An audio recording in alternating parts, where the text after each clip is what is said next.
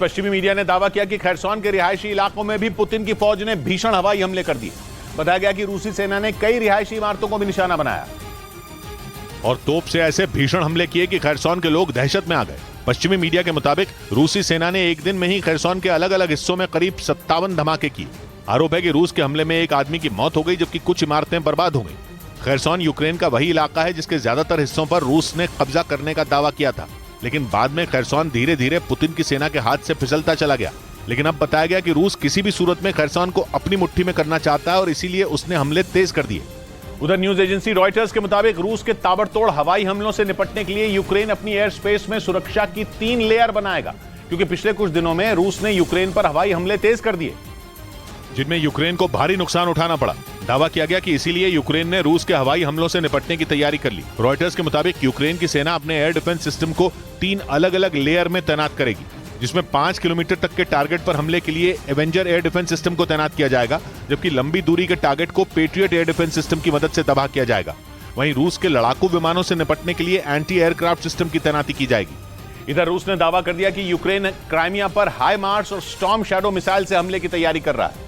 Crimea पर रूस ने 2014 में कब्जा कर लिया था और तब से लेकर अब तक क्राइमिया रूस के पास है।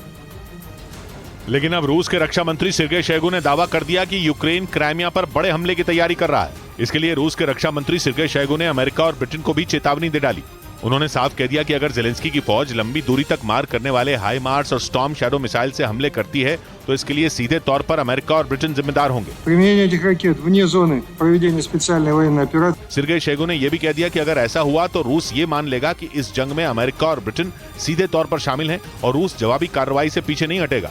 इधर मीडिया रिपोर्ट के हवाले से खबर है कि पाकिस्तान अपनी कंगाली दूर करने के लिए यूएई को कराची बंदरगाह बेच देगा। खबर है कि इस मुद्दे पर पाकिस्तान की शहबाज शरीफ सरकार और यूएई के बीच बातचीत तेज हो गई ताकि कराची बंदरगाह को जल्द से जल्द यूएई को बेचा जा सके। ये डील कर पाकिस्तान अपनी हालत सुधारने की कोशिश में है और अगर पाकिस्तान को जल्द ही बड़ी रकम नहीं मिली तो वो डिफॉल्टर घोषित हो जाएगा। मीडिया रिपोर्ट के मुताबिक बदनामी के इस तमगे से बचने के लिए ही पाकिस्तान कराची बंदरगाह बेच देगा, क्योंकि यूएई ने कुछ दिन पहले ही ये शर्त रखी थी कि वो तब तक पाकिस्तान को लोन नहीं देगा जब तक वो अपनी कोई संपत्ति उसके हवाले न कर दे।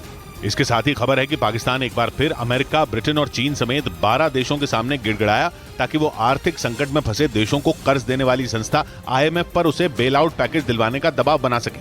उधर पाकिस्तान के पूर्व विदेश मंत्री शाह महमूद कुरैशी का एक वीडियो सोशल मीडिया पर वायरल हो गया, जिसमें वो इस्लामाबाद की एक अदालत से बहुत तेजी से अपनी गाड़ी की तरफ भागते दिखे, क्योंकि कोर्ट ने उनकी जमानत याचिका रद्द कर दी थी और उन्हें अपनी गिरफ्तारी का डर सता रहा था। सोशल मीडिया पर वायरल वीडियो में शाह महमूद कुरैशी अपने वकीलों और पूर्व वित्त मंत्री असद उमर के साथ भागते दिखे।